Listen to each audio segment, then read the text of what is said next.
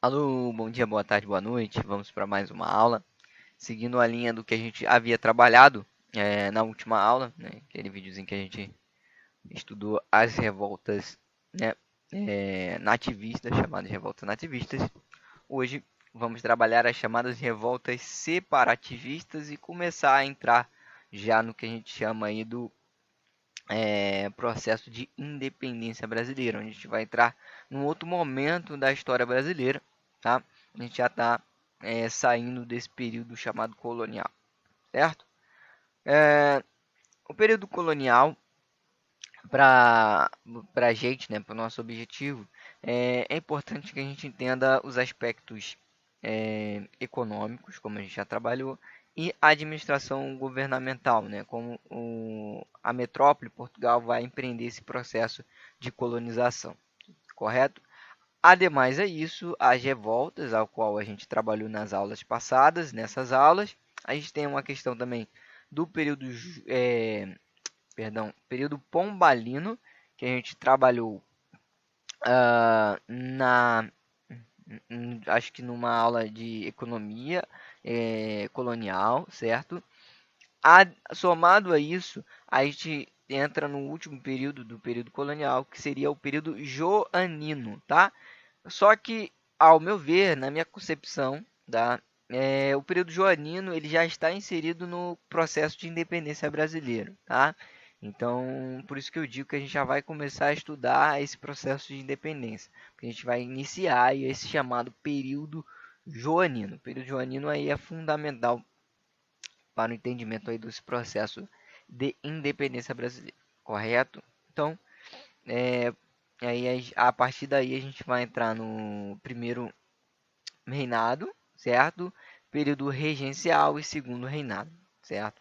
A gente vai dar uma adiantada. Adianto a vocês que a partir das próximas semanas eu vou ver se eu adianto até mais conteúdo, né? Vocês estão tendo uma aula quinzenal, eu vou ver se eu consigo aumentar isso para pelo menos uma aula por semana.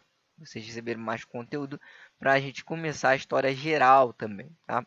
E devido essa pandemia, eu estou tendo que fazer uma reformulação no nosso calendário, tá? Porque anteriormente estava dividido, né? E aí seria separado, mas como tudo isso aconteceu, eu vou ter que reformulá-lo e a gente passa a trabalhar já história geral, tá? Em conjunto com a história do Brasil. Aí eu vou tentar alinhar os dois períodos aí de história geral e história do Brasil, correto? Só para adiantar. Dados os devidos recados, vamos para a nossa matéria de hoje. Revoltas separatistas, certo? Vamos lá. Da primeira aqui, e talvez a mais importante, tá? Dessa aqui eu vou enfatizar duas, tá? Essa é uma delas que mais cai, tá? Das que mais vão cair, essa é uma delas. E em Confidência Mineira, tá? E vocês vão entender por que elas mais caem e o que é importante que vocês saibam aqui, tá? A Inconfidência Mineira, ela vai ocorrer dentro do contexto que a gente chama de ciclo do ouro, né? Mais especificamente ao final do ciclo do ouro. Esse esgotamento do ciclo do ouro vai gerar um certo problema, tá? E de aumento de tributação, esse aumento de tributação vai gerar revolta, tá? No século XVIII, com a descoberta do ciclo do ouro e avanço da exploração da mineração, né, onde está inserido, a gente vai ter criação de centros urbanos pela colônia. E é importante aqui, ó, é muito importante para a gente aqui, não sei se vocês veem meu mouse, provavelmente não, mas esse terceiro ponto aqui, de cima para baixo, a formação de camadas sociais intermediárias. Tá? Esse ciclo do ouro, ele vai enriquecer muita gente, tá? Muita gente vai enriquecer através da exploração desse ouro e esse enriquecimento vai fazer com que se crie uma elite, mas chama aqui de elite mineradora. Essa elite, ou a própria elite, ou seus filhos, eles queriam, né, expandir a sua formação educacional. E aqui no Brasil a gente ainda não tinha centros universitários. Isso vai acontecer dentro do período joanino, né? Os primeiros movimentos nesse sentido, tá? Então, como que eu terminaria a minha formação? Apenas na Europa. Só tem universidades seculares na Europa, né? A gente vai ver Sorbonne, né? Enfim, Stanford e outras universidades antiquíssimas, tá? E esses filhos ou essas elites, elas vão buscar as suas formações lá, principalmente na França, certo? Só que quando a gente fala 1789, a gente lembra logo de um ano, de um evento muito emblemático, que é a Revolução Francesa. A Revolução Francesa, né, para adiantar para vocês, que vocês não tiveram essa aula ainda, eu não sei se está no cronograma de vocês, porque tem que ver de acordo com o edital, mas eu adianto a vocês, a Revolução Francesa vai ser um movimento por parte da elite, é uma chamada Revolução Burguesa, ou seja, é empreendido por uma elite econômica que busca a tomada de poder das mãos, né? Ou seja, daquelas classes que a gente chama de sangue azul, que é as classes aristocráticas, as classes que detinham poder por laços de nascimento. Né? Para vocês entenderem, lembra de algum filme medieval, né, que se retrata na antiguidade, na Idade Média, um filme medieval, em que vocês têm aquela questão dos títulos. Eu sou Sir Eliezer, filho de fulano de tal, sobrinho de fulano de tal, avô de fulano de tal. O Game of Thrones, ele ilustrou isso de forma muito clara, né? Uma série que traz essa questão das famílias. A família, né, no caso do Game of Thrones, a família Stark, a família fulano de tal, a família, né, eu sou da casa, né? Essa questão da família. Por quê? Nesse contexto, antes da Revolução Francesa, o poder ele estava muito ligado àquele berço, né? À família em que você nasceu. E isso é muito significativo, porque mesmo que uma pessoa fosse muito rica, ela não tinha poder de verdade. E a Revolução Francesa vai ser o momento em que isso vai mudar. Entende? Isso vai mudar. E aí, com essa mudança, você tem toda uma alteração nesse paradigma. E aí, você tem agora sim uma burguesia tomando poder, certo? E, né, além desse evento, né, a Revolução Francesa ela é um evento onde desencadeado esse evento, né, ele é pautado em ideias que vinham já na Europa por muito tempo, que são, né, o movimento, as ideias iluministas, em que tem a sua principal defesa à trindade, né? Igualdade, fraternidade e liberdade, né? Igualité, fraternité e liberalité, certo? Isso é muito importante, porque essa elite brasileira ela está indo para a Europa e recebendo essa educação, esses ideais, esses pensamentos, certo? De uma burguesia que se defronta contra uma aristocracia exploradora. E quando eles regressam aqui ao Brasil, eles veem um cenário semelhante. Eles são uma burguesia, uma classe mercante, uma classe mineradora que enriquece através do trabalho, extraindo matérias-primas da terra, mesmo que utilizando da escravidão, mas essa é a visão que eles têm à época, e que essa riqueza é usurpada por uma elite aristocrática, né, no caso a metrópole, que, né, ataca eles, né, explora-os, né, de certa forma, chega a ser engraçado. E aí, com o enfraquecimento da mineração e um aumento na fiscalização e nos impostos, né, por causa da diminuição dos lucros, Portugal vai apertar essa questão e vai fazer com que essa elite cada vez fique mais descontente. E com o avanço dessas ideias, a gente já tem um cenário muito propício para uma revolta. A principal motivo vai ser a derrama, que é uma cobrança que é como se ela estabelecesse um mínimo. Olha, eu quero que você me pague 20% de tudo que você arrecadar. Digamos, se eu arrecadasse 1.000 peças de ouro, eu deveria pagar a Portugal 200 peças de ouro, né? 20%, certo? Porém, a derrama estabelecia, olha, porém, em um ano você tem que ter me pagado, né, tem que ter pago à coroa portuguesa pelo menos essas 200 peças de ouro. Então, se eu falasse para Portugal, olha, mas eu não tenho como te pagar 200 porque, na verdade, nesse ano eu só consegui 500 peças de ouro. Não, tá ficando muito número, né? Então, eu não tenho como pagar esses 200, eu tenho que pagar menos, certo? Eu teria que pagar 100, né? 100 peças de ouro apenas, e não as 200, certo? Mas Portugal estabelecia, não, o mínimo que você deve pagar são os 200. Então, se a pessoa não completasse essa diferença, Portugal ficava permitido em confiscar os seus bens. Então, ela poderia tomar a sua fazenda, tomar a sua propriedade, tomar a sua criação de gado, tomar a sua criação, enfim. Ele poderia tomar as suas propriedades.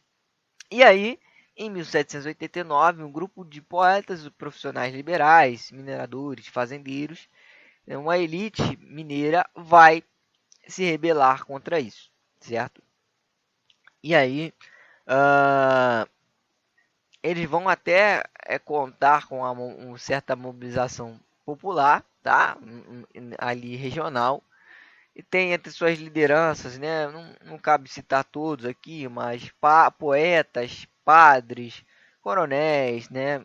E aí o Joaquim Silvério dos Reis é fundamental, vale destacar, né? E aí, o nosso herói, né? Foi criado essa identidade heróica por parte do Joaquim José da Silva Xavier, o famoso Tiradentes, que era um alfer, certo? Dentre os seus objetivos, né, dessa revolta, proclamar a independência. E aí, vamos lá. Esse é o ponto principal aqui para a gente prestar atenção. Quando a gente trabalha esse assunto, o aluno ele é induzido a um erro, um pensamento errado, que é a ideia de que a independência ela é uma independência do Brasil. Não, pera lá, vamos com calma, meu caro aluno. Não se havia nesse momento, tá? E na verdade demora muito para isso acontecer, uma identidade de nação brasileira. Isso não acontecia, não existia aqui no Brasil. As pessoas não se identificavam, não enxergavam o Brasil enquanto país, certo? Isso é fundamental de ser entendido. Por quê? Quando você perguntava para alguém se você chegasse em Minas Gerais e perguntasse para o Joaquim José, o Tiradentes, o que você é? Aí ele vai te perguntar, como assim? Eu sou um alfer. Não, mas a sua nacionalidade, né? Você é português? Você é brasileiro? Ele ia falar para você, não, eu sou mineiro, porque nasci em Minas Gerais. Olha que coisa impressionante. Se você fosse em Pernambuco e perguntasse alguém em Pernambuco, ele te responderia a mesma coisa. Não, eu sou de Pernambuco. Ou no Rio de Janeiro, eu sou carioca, né, fluminense, né? Isso significa para a gente que não há uma identidade de nação. A verdade é que a construção da identidade nacional brasileira ela vai ser um processo que ainda lá em 1930, já na era Vargas, ainda vai se estar tentando consolidar essa ideia de nação brasileira. Por quê? A nação, normalmente, a construção dessa identidade é algo que para a Europa foi muito tranquilo, mas para o Brasil, para as nações aqui da América não foram tanto, principalmente o Brasil. Por quê? Quando eu vou para a Alemanha, por exemplo, eles vão dizer que a Alemanha é o berço dos povos germânicos. Portanto, esses povos germânicos que tinham, né, uma cultura, uma identidade, formaram a nação alemã, né, German. Por isso que a Alemanha em inglês é German, né? A mesma coisa a França. A França é o berço dos francos, que traz a tradição dos povos francos, etc. Mas quando a gente olha para o Brasil ele nasce da mistura, ele nasce da junção de diversos povos, né? Os africanos usurpados de suas terras e trazidos para cá, os indígenas nativos, né? Os nativos americanos, os portugueses, mais posteriormente teremos é, italianos, japoneses, chineses e todo o tipo de povos vão vir para cá emigrar, né? Para buscar oportunidades de vida por conta de períodos conturbados na Europa, certo? Isso vai dificultar que a gente entenda o que que é o Brasil, né? Hoje já se tem a ideia de que o Brasil é a mistura. O Brasil é a soma de todos esses povos e todas essas maravilhosas culturas que aqui viveram e criaram e transformaram um povo maravilhoso que é o povo brasileiro. Mas nesse período que a gente está falando, não existia esse pensamento, não existia essa ideia, tá? E por isso é significativo que a gente tenha isso em mente, porque os vestibulares vão te cobrar isso e eles vão forçar e induzir você ao erro, fazer você pensar que a Inconfidência Mineira ela desejava, tá, a independência do Brasil e não desejava. Você sabe agora que desejava a independência apenas daquela província, tá? Isso vale para todas essas revoltas que a gente vai trabalhar, tá? Então já é um ponto a se destacar. E aí, voltando aqui, quando a gente fala de revoltas separatistas e revoltas emancipacionistas, a gente está falando exatamente desse ponto. Tá? Revoltas que desejavam uma separação, porém uma separação apenas, tá, daquele território. Não é uma independência generalizada. Isso vai ocorrer. A gente vai ver que nem no processo de independência se tinha essa vontade, tá? A gente vai trabalhar isso. A história brasileira é cheia de surpresas, tá? Mas então, o objetivo era a proclamação de uma república na região de Minas Gerais, né? Ou seja, a República Mineira. O perdão das dívidas da elite mineira, né? Essa república não deveria arcar com essas dívidas. O desenvolvimento da manufatura seria um jeito de subsistir, de enriquecer, de enriquecimento dessa nova república e o desenvolvimento, né, de universidades. Olha que coisa impressionante, a criação de universidades para que essa elite não precisasse mais se deslocar para a Europa a fim de formar, de concluir sua formação, mas pudesse fazer aqui mesmo no Brasil. É muito interessante essas reivindicações, porém peço que chame a atenção de vocês para esses principais objetivos do processo da Inconfidência Mineira. Tem algum objetivo aqui voltado à população geral? Você pode pensar aí, né? As universidades, não. Nesse período era somente a elite que adentrava a universidade. Não poderia ser as classes menos abastadas, jamais. Somente a elite vai ingressar na universidade. Também não era a elite, né, que ia não era a população geral que ia usufruir da manufatura e nem era a população geral que tinha dívidas, né? Essas dívidas são da elite mineira. Não há aqui, meus caros alunos, uma pauta popular, não há. Essa é uma revolta, é uma inconfidência da elite, certo? É uma inconfidência voltada a atender os interesses da elite. Veja que aqui não há o objetivo da abolição da escravidão. Olha que interessante. Porque é um movimento, uma revolta que vem da elite para a elite. Isso também é algo que vão cobrar de você na prova. Então tenha em sua mente que a Inconfidência Mineira é um movimento da elite para a elite, tá? E como vai se desdobrar? Bom, a Inconfidência Mineira ela nem chega a ser colocada em vias práticas, ela não sai do papel, tá? Porque se tem a delação, né? Delação premiada, se fala tanto hoje. Né? Mas o Joaquim Silvério dos Reis, o Cagueto, X9, ele acaba contando por medo de punições da coroa portuguesa, a revolta ela é suprimida e aí Tiradentes, né, o nosso alferro, vai ser enforcado. Sobre Tiradentes, há algumas versões que vão dizer aí que ele foi enforcado porque ele era mais pobre, outras vão dizer, né, mais romantizadas, vão dizer que foi porque ele foi o único para assumir, né, a sublevação de que ele estava se revoltado, tinha se revoltado mesmo contra a coroa e que ele não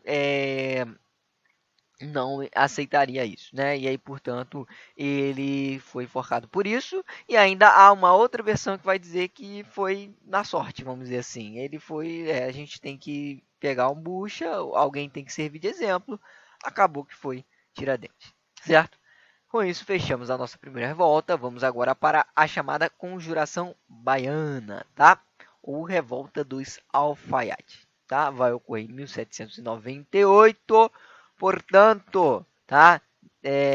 Um pouco tempo depois aí da Inconfidência Mineira, na 98, 89, 9 anos, né? Após a Inconfidência Mineira, vai ter influência da própria Inconfidência Mineira, né? Desse movimento, mas também da independência das 13 colônias, né, a ideia da república, os ideais iluministas, tal qual falamos aí da Inconfidência Mineira, também vão estar presentes aqui. Tá? Ela se dá no contexto de grave crise financeira, né, e as péssimas condições de vida que o Nordeste da colonial passa desde a crise do açúcar, que a gente já viu lá atrás os motivos, certo?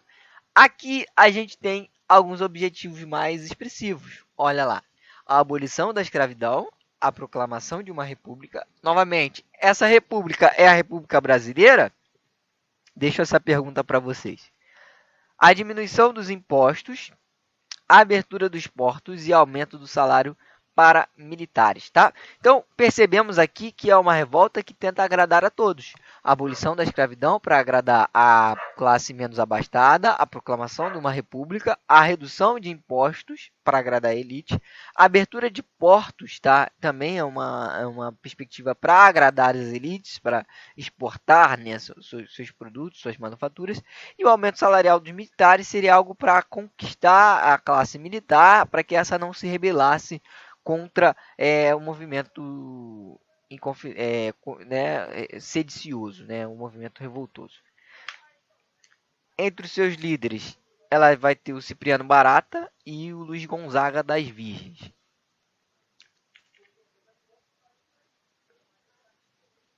Certo? Seguindo aqui, né, essa revolta, ela tem entre suas lideranças, como já disse, Cipriano Barata, Luiz Gonzaga das Virgens, tá? Aqui eu trouxe uma frase que ilustra muito bem, que eles distribuíam folhetos com esse tipo de dizeres, tá? Aqui, abre aspas, animai-vos, povo baiense, que está para chegar o tempo feliz da nossa liberdade, o tempo em que todos seremos irmãos, o tempo em que todos seremos iguais. Que frase bonita, tá? A frase lá de 1942, na verdade é onde foi extraído, né, essa frase, o texto, né, de um livro aí, se não me engano, eu não lembro o autor completo, tá? Mas é essa ideia de que, né, os princípios da liberdade, da igualdade, fraternidade estão presentes, o ideal iluminista aqui também, tá? Igualmente, a Inconfidência Mineira, ela não chega a acontecer de fato, tá? Porque eles começaram a distribuir panfletos, tá, para a população começar a se revoltar ou começar a apoiar o movimento, e com isso ele alerta as autoridades coloniais que logo vão suprimir fortemente esse movimento, tá? E dessa maneira ele acaba sendo sufocado antes que pudesse ocorrer. Tranquilo? Agora vamos para mais uma dessas revoltas, tá? Revolução Pernambucana, aí já em 1817, tá? Ou seja, já estamos dentro do período que a gente chama de joanino, tá? Próximo aí da independência brasileira. A independência vai ocorrer em 1822, já está bem temporalmente bem próximo, tá? Como as outras, uma revolta separatista que tem caráter republicano. Entre os seus motivos, ela está o aumento de impostos, e esse aumento de impostos, tá? E aí por isso que eu disse que essa aula ela já é uma ponte para o período joanino. Tá, esse aumento de impostos, a gente já começa a falar do período joanino. Em 1808, a família real portuguesa, ela vem para o Brasil, tá? Fugindo da perseguição de Napoleão Bonaparte, no contexto que a gente chama da Era Napoleônica, né? O Napoleão Bonaparte, ele ameaça invadir Portugal porque ele rivalizava com a Inglaterra. Ele não queria que Portugal comercializasse com a Inglaterra. Por quê? Napoleão Bonaparte, ele pega a França, uma grande França, a França poderosíssima, e ele queria ser a maior potência da Europa. Só tinha um obstáculo, a Inglaterra. Militarmente, Napoleão venceria a Inglaterra em terra, né? Inglaterra em terra, em solo, né? Ah, só tinha um problema. A marinha inglesa era a mais poderosa do mundo. E a Inglaterra é quase uma ilha. Então, Napoleão, um gênio militar, sabia que não conseguiria derrotar a Inglaterra nos mares. Ele até tentou em algumas oportunidades, mas era impressionante a força da marinha britânica. Então, Napoleão pensou numa alternativa, que era sufocar a Inglaterra economicamente, tá? É, dessa forma, é, Napoleão ele vai impedir com que qualquer nação europeia comercializasse com a Inglaterra. Por isso, ele vai estabelecer o que vai ficar conhecido como bloqueio continental, que é basicamente um bloqueio para impedir que qualquer nação europeia comercializasse com a Inglaterra entraria em crise econômica e aí ficaria mais fragilizada para que ele pudesse conquistar, né? Conquistar no sentido de subjugá-la. E aí, Portugal, um grande aliado, né, um aliado da Inglaterra de muito tempo, ele vai criar um acordo em que a família real portuguesa foge para a sua colônia, né, aqui o Brasil, e com isso ela foge da invasão de Napoleão em Portugal. De fato, Portugal vai ser invadido, tá, por tropas francesas. E aí já me perguntaram, professor, mas quem continua no governo português na ausência da família real portuguesa? Tá? A própria família real, num primeiro momento. As ordens são dadas pela família real, ela continua mandando. O rei de Portugal continua sendo o rei de Portugal. Contudo, né, as correspondências elas demoram muito nesse período. E aí quem vai, de fato, efetivamente governar de forma mais rápida, vamos dizer assim, são as Forças Armadas Portuguesas, tá? Então, quando a família real ela chega aqui, né, a corte portuguesa, e não penso que vem só o rei, a rainha e seus filhos, não. Vem todo o aparato administrativo, todo o aparato da corte, são cerca de 10 mil pessoas, tá? E elas precisam de instituições, vão se criar bibliotecas, né? Vão se criar uma série de instituições e núcleos para sustentar tanto ao luxo dessa corte quanto os seus afazeres, vamos dizer assim, administrativos, governativos, etc. Tá? E com isso vai se precisar de dinheiro. E da onde vem esse dinheiro? Aumento de impostos. Então a gente já começa a entender o porquê que a Revolução Pernambucana vai acontecer. Para vocês terem noção, né, a população de Recife pagava uma taxa pela iluminação pública na cidade do Rio de Janeiro, que era onde a família real estava encontrada. Então esses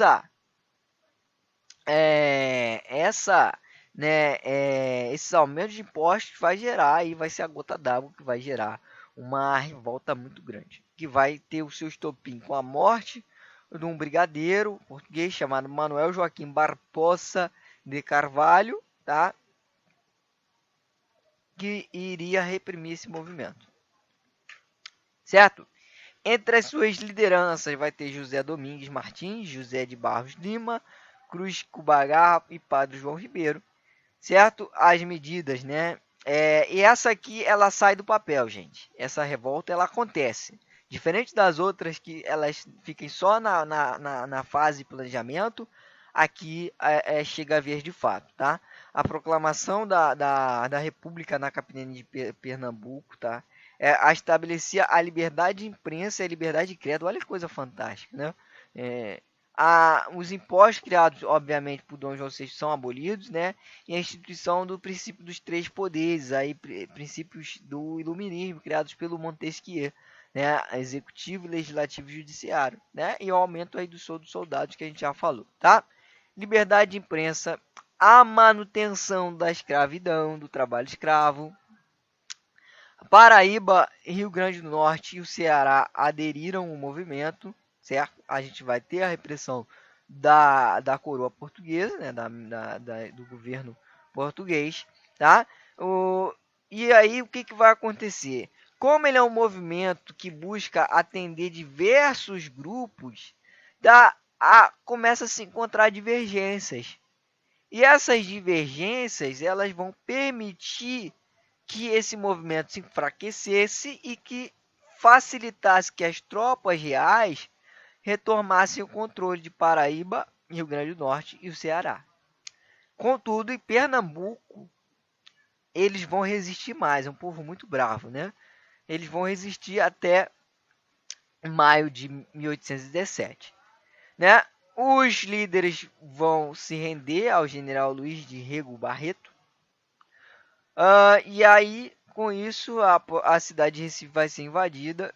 E aí, o grande líder da revolta pernambucana, Domingos José Martins, vai ser arcabuzado, tá? Ou seja, é fuzilado, né? No termo antigo, é porque arcabuz era a arma da época. E aí, com isso, a revolta acaba, termina, né?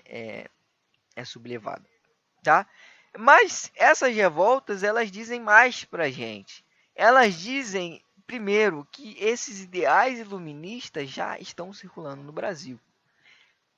Além desses ideais iluministas estarem circulando no Brasil, né, você percebe divergências da elite e do povo. Há revoltas que vão apoiar mais causas populares, outras não tanto, certo? Você percebe tudo isso, tá?